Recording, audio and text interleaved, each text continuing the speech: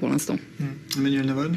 Vous savez, je dis toujours, il faut écouter ce que disent les gens quand ils revendiquent ce genre d'attentats. Et comme on sait, ces attentats ont été revendiqués par l'État islamique, et l'État islamique a publié des textes pour expliquer ces attentats. Ils ont dit c'est un devoir religieux de tuer les mécréants. Ils citent des textes du Coran, des versets, en disant il faudra les massacrer, il faudra les punir, c'est la volonté d'Allah, etc.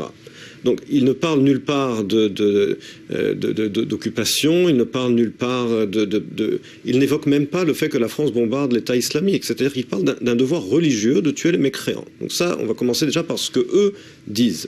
Maintenant, en ce qui concerne le cas d'Israël, c'est vrai qu'Israël, contrairement à la France, est dans un conflit national, religieux, depuis des dizaines d'années. Mais ce que les Européens ne voient pas non plus, c'est vrai que peut-être les Israéliens ne voient pas suffisamment qu'il y a ici un conflit.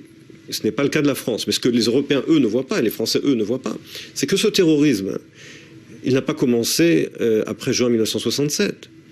Il existait avant même la création de l'État d'Israël, on en a parlé déjà ici à plusieurs reprises, et qu'il est motivé également aujourd'hui. Alors une partie, effectivement, mais qui devient de plus en plus minoritaire, est motivée politiquement et nationalement, mais la plus grande partie aujourd'hui, là aussi, écoutez et lisez ce que disent les auteurs de ces attentats lorsqu'ils se sont exprimés sur leur page Facebook avant de les commettre.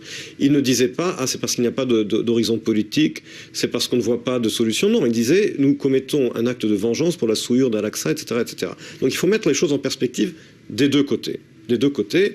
Je pense que là aussi, on va assister, à mon sens, en Europe, à deux tendances. D'ailleurs, on le voit déjà. Entre les Européens qui disent déjà il faut absolument éliminer Daesh, et cette victoire doit être une victoire totale, même le président Hollande l'a dit.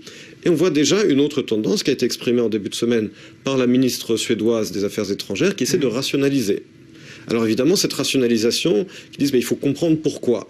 Alors évidemment, comprendre pourquoi, c'est à cause d'Israël et du conflit israélo-palestinien, c'est l'explication la plus évidente pour elle, puisque dans tous les schémas de pensée complètement dogmatique, on revient toujours à la même réponse aux questions les plus complexes.